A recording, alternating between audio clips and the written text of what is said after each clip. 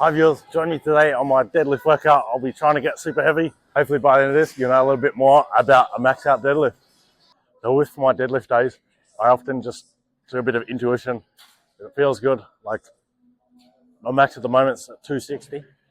So if 240 flies, I might do 250, maybe 260 again. We'll see how we go.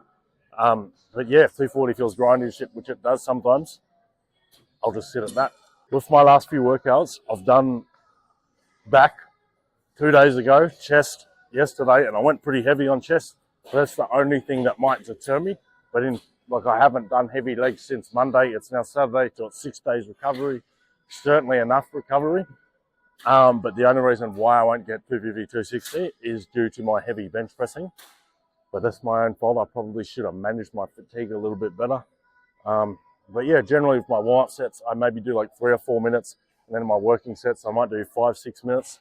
I think with maxing out, it's very important to not, like, there's a window of somewhere between 10 and 15 minutes in between my max sets. If it's over 15, but 10 is pushing it, I'm just too cool. I have to almost like warm up again. So it's like you got to fucking warm up, peak correctly, get in while it's hot, or else you'll just have a hard time maxing out.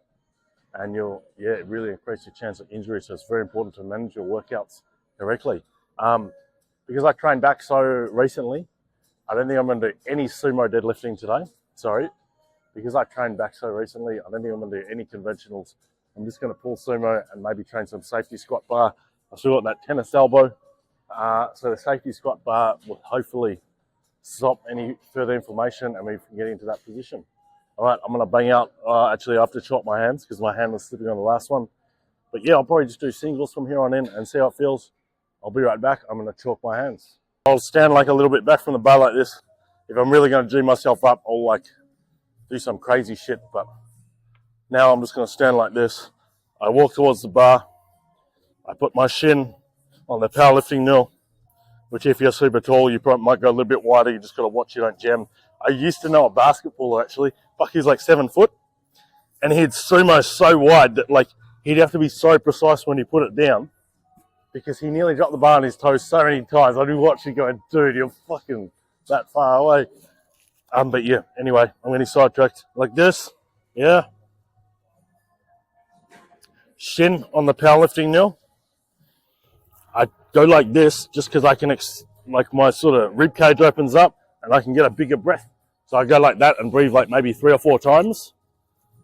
Then I go down.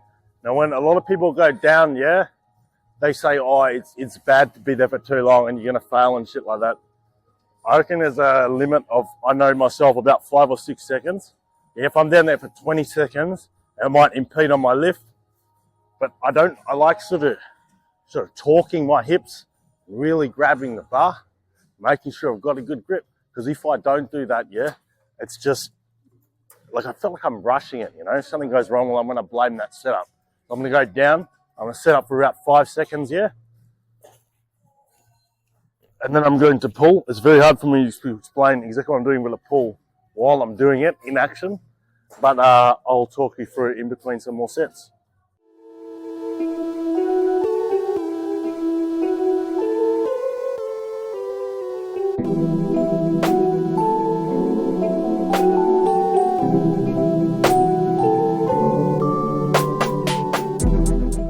With this weight, it's a good working weight. If I could do 3s or 4s, it would probably help me. The only problem why I don't do these, yeah, is like I might do a strapped after, but like, and this hook grip's killing my thumbs, and I just feel like that's too much volume. I don't even like doing doubles because I feel like my thumbs aren't strong enough to support doubles because I put it down and it bangs it up. So yeah, I've usually just been going like a peak single or a peak couple of singles. And then I might drop back to some wraps and do that, see how that goes. But yeah, I'm going to stop talking shit and just start. Right, so with the belt, I could do this beltless, but I'm not going to. It's just safer with the belt. Yeah, I don't perform any sports where I'm doing this beltless out on the field or something like that. Whenever I lift 220, yeah, I'm doing it in the gym. So single. After this, I'll be chalking the shit out of my hands. But yes, the first belt set.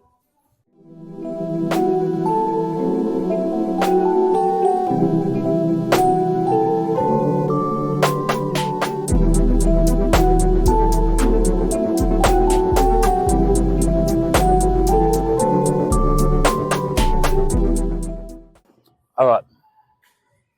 It felt all right. Best thing whenever I max deadlift like that, if I can get dizzy and see stars and shit. You know, there's videos of people fainting. I'm hoping to get one of them soon. People fainting. I'm hoping to get one of them soon. But yeah, it's weird. On like my second, like sort of 2 warm-up sets in, I feel it, and I'm like, fuck, there's no way I want to max out because I'm feeling lightheaded and I'm seeing like blurry and shit for like a couple of seconds after I lift. But then I just max out and like forget about it. I think it's sort of, if I don't G myself up and get myself in a mood where I'm like about to fucking fight somebody or something, I think my body, yeah, does that as a sign of like panic or something. But when I'm like, you know, I breathe faster, I'm in that sort of fight or flight, I don't see stars. I don't want to faint. I just get angry. But yeah, that was pretty good. I'm going to chalk the shit out of my hands. I might rip a 240 and hopefully not rip any farts while doing so.